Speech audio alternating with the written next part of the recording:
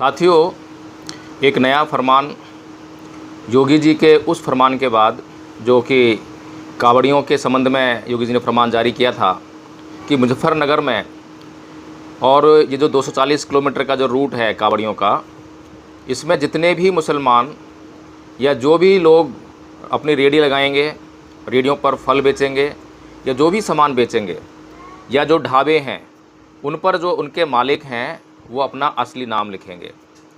क्या बेच रहे हैं, क्या कहकर बेच रहे हैं, इसकी कोई बात नहीं थी, कोई बातचीत नहीं थी, लेकिन केवल एक ही फरमान, जो बेचने वाला है उसका नाम उस रेहड़ी पर, उस ढाबे पर, उस दुकान पर साफ साफ अक्षरों में लिखा जाना चाहिए। हालांकि बाद में सुप्रीम कोर्ट ने दखल देते हुए योगी आदित्यनाथ के मंसूबों पर पानी फेर दिया और एक इंटरिम ऑर्डर देकर उस आदेश को जो है निरस्त कर दिया। यह आदेश गैर मानवीय था, असंवैधानिक था, किसी भी धार्मिक भावना के अनुकूल नहीं था, बल्कि किसी भी धार्मिक भावना के प्रतिकूल था।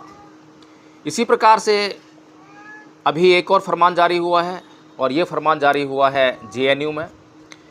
जेएनयू में जो फरमान जारी हुआ है उसके बारे में बता दूं कि दीवारों पर लिखा गया है, चमारो भारत छोड़ो, दलितों भारत छोड़ो, ब्राह्मण बनिया जिंदाबाद, हिंदू जिंदाबाद, आरएसएस जिंदाबाद। तो इस प्रकार के जो नारे लिखकर एक स्पष्ट संदेश भारत के लोगों को जेएनयू में देने का प्रयास किया गया है। और ये जो नारा है कि चमारो भारत छोड़ो, दलितों भारत छोड़ो, तो सबसे पहले यह सूचना उन कांवड़ियों तक पहुंचनी चाहिए जो चमार हैं और कांवड़ लेने के लिए निकल चुके हैं। उनको रास्ते में ही ये खबर मिल जानी चाहिए ताकि वो जो है भारत छोड़ने की तैयारी कर लें। इसी प्रकार जो भी दलित, अब दलितों में खाली चमार नहीं है, दलितों में जो है बहुत सारी जातियां हैं। दलितों में वे सारी जातियां हैं जो SC ST कही जाती हैं, और अगर इस शब्द को शूद्र शब्द से जोड़ दिया जाए तो OBC भी इसकी कैटेगरी में आ जाता है। और बिल्कुल साफ साफ क्लियर अगले नारे में यह लिख दिया गया है कि ब्राह्मण बनिया जिंदाबाद, यानी कि केवल भारत में जिन लोगों ने ये नारा लिखा है वे ब्राह्मण और बनिया इन दोनों को चाहते हैं कि ये भारत में रहें, बाकी लोग भारत में छोड़ दें। तो साफ साफ बात है कि OBC भी इससे बाहर नहीं है। बार बार समझाने का प्रयास किया जाता है, जाट, गुर्जर, यादव, इन सबको बहुत समझाया गया कि भाई आप हिंदू नहीं हो, हिंदू नहीं हो, हिंदू नहीं हो। चमारों को भी बहुत समझाया गया कि भाई आप हिंदू नहीं हो। दलितों की सारी जातियों को बार बार समझाया गया कि भाई आप हिंदू नहीं हो, हिंदू नहीं हो। और आप जो है बगैर बात के ये जो 240 किलोमीटर, 250 किलोमीटर, 300 किलोमीटर, 400 किलोमीटर की यात्रा तय करते हुए कांवड़ लेने जा रहे हैं, इससे आपको कोई लाभ होने वाला नहीं है। अंततः आपको जो है यही लोग, जिस धर्म का नाम लेकर आप जो कांवड़ लेने जा रहे हैं, जिस ईश्वर का नाम लेकर आप जो कांवड़ लेने जा रहे हैं, उसी ईश्वर को मानने वाले वही धर्म के लोग, हिंदू लोग आपको चमार कहकर पुकारेंगे, आपको दलित कहकर पुकारेंगे, आपको जाति से प्रताड़ित करेंगे, आपको जाति से नीच कहेंगे, लेकिन आपको भारत में कोई भी सम्मान देने का प्रयास तो दूर, आप अगर सम्मान लेने की बात भी करोगे तो आपका सम्मान छीनने का काम करेंगे। बार बार समझाया जाता है, लेकिन क्या करें, किसको समझाएं, कैसे समझाएं। फ़िलहाल तो अभी जो है इतना ही कि जो ये खबर छपी है JNU के दीवारों पर, खबरें तो वैसे अखबारों में छपती थी, टीवी पर आती थी और अब मोबाइल में भी आने लगी है, लेकिन एक नई खबर है और नया अंदाज़। तो खबरें देने का नया तरीका ईजाद हो चुका है कि दीवारें आपको खबर देंगी और दीवारों पर लिख दिया जाएगा। और ये जो खबरें हैं ये फरमान के रूप में हैं, आदेश हैं। यह आदेश उन लोगों का है जो मुट्ठी भर हैं, उन लोगों को फरमान दे दिया गया है जो इस देश के असली मालिक हैं, इस देश के मूल निवासी हैं, और उन लोगों के द्वारा फरमान दिया गया है जो इस देश में बाहर से आए हुए हैं, इस देश में मालिक बनकर बैठ गए हैं। और सबसे बड़े ताज्जुब की बात तो ये है पूरी दुनिया को अगर पता लगेगा कि ये लोग जो फरमान दे रहे हैं इनकी संख्या कितनी है, तो दुनिया समझेगी, सोचेगी, सुनेगी कि केवल 3% लोग जो हैं 97% लोगों को बोल रहे हैं।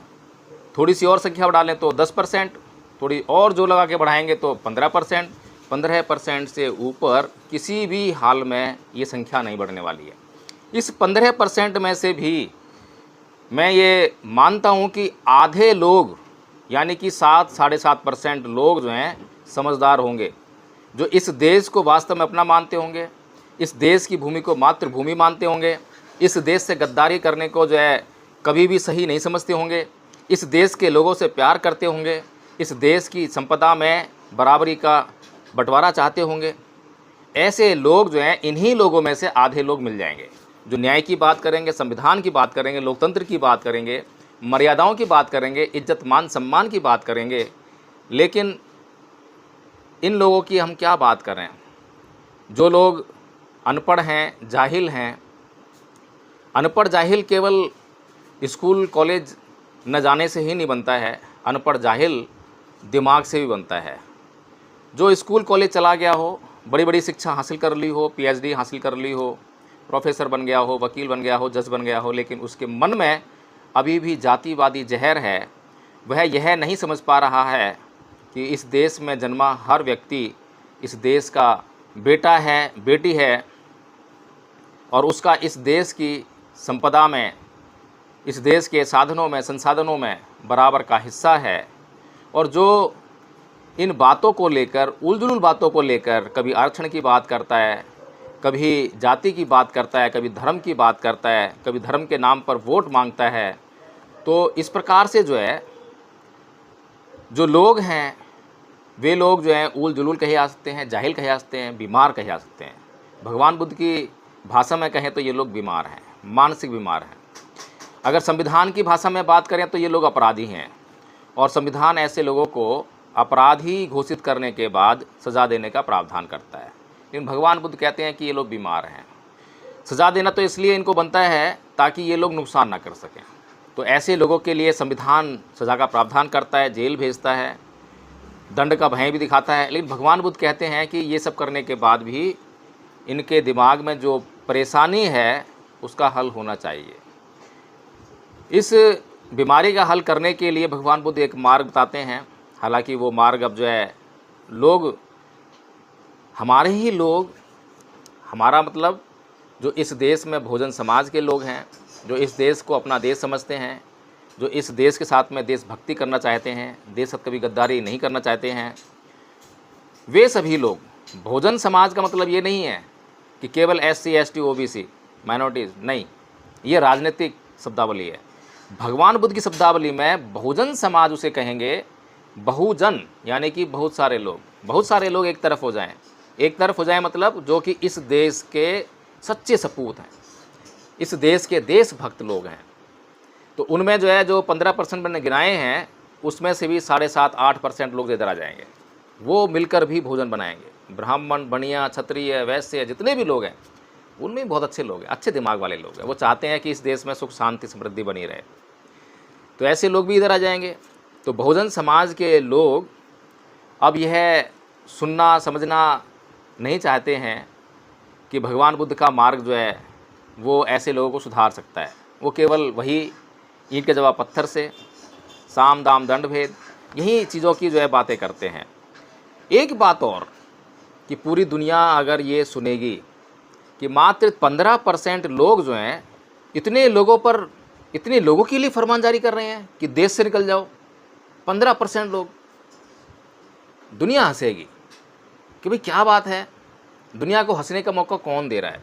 दुनिया को हंसने का मौका ये 15% लोग नहीं दे रहे हैं, ये 85% लोग दे रहे हैं, जिनको अपनी ताकत का अंदाज़ा नहीं है, जिन्होंने अपनी मूर्खता की वजह से, बेवकूफ़ी की वजह से, धर्मांधता की वजह से, धर्म के नाम पर अधर्म का साथ देकर, अधर्म को अपनाकर वे जो हैं ऐसे लोगों को सत्ता में लेकर आ जाते हैं, जो जातिवाद को बढ़ाने का काम करते हैं, धर्म के नाम पर लड़ाने का काम करते हैं। अभी जिस तरह से योगी जी ने जो फरमान जारी किया था वो धर्म के नाम पर लड़ाने का काम था। अब जो अभी जो वीडियो वायरल हो रहे हैं बहुत सारे वीडियो वायरल हो रहे हैं कि कावड़िया लोग जो हैं तोड़फोड़ कर रहे हैं। कभी किसी ई रिक्शा को तोड़फोड़ करते दिखाते हैं। ई रिक्शा वाला बेचारा गरीब ही होगा, मजबूर होगा, जब तो ई रिक्शा चला रहा है। कभी किसी टेम्पू को तोड़ते दिखाते हैं। इसी प्रकार से जो है, जो रोड पर जो बीच में लाइट को रोकने के लिए कुछ फ्लैप्स लगाए गए हैं, उनको तोड़ते हुए दिखाया गया। अब इन मूर्खों से ये पूछा जाए, वैसे तो ये धर्म का काम करने जा रहे हैं, इन्हें धर्म पता नहीं है धर्म क्या है, अधर्म क्या है, धर्म क्या है, इसकी परिभाषा इन्हें पता नहीं है, ना कोई बताता है इनको।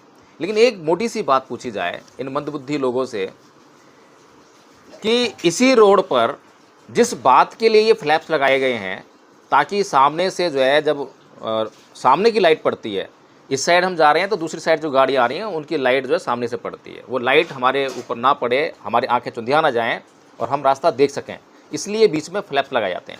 अगर इनका कोई रिश्तेदार, कोई चहेता जिसको बहुत प्यार करते हो, बहुत चाहते हो, उस रोड से गुजरे और इनके जो फ्लैप्स जो उन्होंने तोड़ दिए हैं वो ना हो और आंखें चुंधिया जाएं, आगे से कोई गड्ढा आ जाए, कुछ भी आ जाए, वहाँ एक्सीडेंट हो जाए, मारे जाएं, उसके लिए दोषी कौन होगा? इनके रिश्तेदार ना मरें, कोई तो मरेगा, किसी को तो नुकसान होगा, कोई तो दुख पाएगा, किसी को तो कष्ट होगा। ये किसको कष्ट देना चाहते हैं? ये कौन सी संस्कृति है जो लोगों को कष्ट देना चाहती है? ये कौन सा धर्म है जो लोगों को कष्ट देना चाहता है? क्या कोई धर्म कभी भी किसी को कष्ट देने के लिए कह सकता है? फिर चलिए बात इनकी तो छोड़िए, अनपढ़ हैं, जाहिल हैं, गंवार हैं, मूर्ख हैं, हिंसात्मक हैं, लेकिन प्रशासन क्या कर रहा है? अब तक कोई एफआईआर किसी कावड़िए पे हुई है क्या? सुप्रीम कोर्ट क्या कर रहा है? इतने वीडियो वायरल हो रहे हैं कि अब तक कोई आदेश जारी किया है क्या? सुओ मोटो एक्शन लेने की पावर सुप्रीम कोर्ट को है, क्यों नहीं लेता सुप्रीम कोर्ट जो है सुओ मोटो एक्शन? मैं बार बार कहता हूं कि सुप्रीम कोर्ट का ये कर्तव्य है कि भारतीय संविधान के भीतर जो साइंटिफिक टेम्परामेंट की बात की गई है उसको वो डिफाइन करे। जैसे ही साइंटिफिक टेम्परामेंट, वैज्ञानिक दृष्टिकोण जब डिफाइन हो जाएगा, परिभाषित हो जाएगा, तो ये अंधविश्वास, पाखंड अपने आप भारत की सरहदों से बाहर हो जाएगा, भारत के भीतर दिखाई नहीं देगा। लेकिन ये सुप्रीम कोर्ट है, ये सुप्रीम कोर्ट के जजेस हैं जो धार्मिक भावनाओं के आधार पर बार बार जो है वो ऐसे कारनामों को अंजाम देने के लिए लोगों को प्रेरित करते हैं। मैं इसलिए बोल रहा हूँ क्योंकि ललित सिंह पेरियार यादव जी ने जब सच्ची रामायण लिखी थी तब भी धार्मिक भावनाएं आहत हुई थी, लेकिन तब वही ये इलाहाबाद हाई कोर्ट था, तब यही ये सुप्रीम कोर्ट था जिसने उनको जो है तथ्यात्मक रूप से सही मानते हुए धार्मिक भावनाओं का हवाला नहीं दिया, सच्चाई का साथ दिया, जो सच है उसको बताया। तो जब सच है तो उसको बताओगे तो साइंटिफिक टेम्परामेंट सच्चाई है, धार्मिक भावनाएं झूठ है, कल्पनाएं हैं। अगर सुप्रीम कोर्ट केवल इतना काम कर दे कि साइंटिफिक टेम्परामेंट को परिभाषित कर दे तो इस देश से ये पाखंड अंधविश्वास जो है बिल्कुल छूमंतर हो जाएगा। फिर हिंदू धर्म की आस्था खत्म हो जाएगी, फिर हिंदू धर्म अपने आप से खत्म हो जाएगा। फिर ये लोग कभी भी जो है हिंदू धर्म को आधार बनाकर वोट नहीं मांगेंगे। फिर आएगा इस देश का असली धर्म जो वास्तव में जो है पूरी दुनिया को रोशनी दे सकता है, अहिंसा का मार्ग दिखा सकता है। तो साथियों, इस वीडियो में इतना ही, लंबा वीडियो नहीं करूँगा क्योंकि लंबे वीडियो आपको देखने आदत नहीं है, इसलिए लंबे वीडियो नहीं, छोटे छोटे वीडियो। और यदि यह वीडियो आपको पसंद आया हो तो इसको आप जो है लाइक कीजिए, कमेंट करके बताइए कि इसमें क्या पसंद आया और क्या पसंद नहीं आया, और इसको शेयर ज़रूर कर दीजिए। जय भीम, नमो बुद्धाय।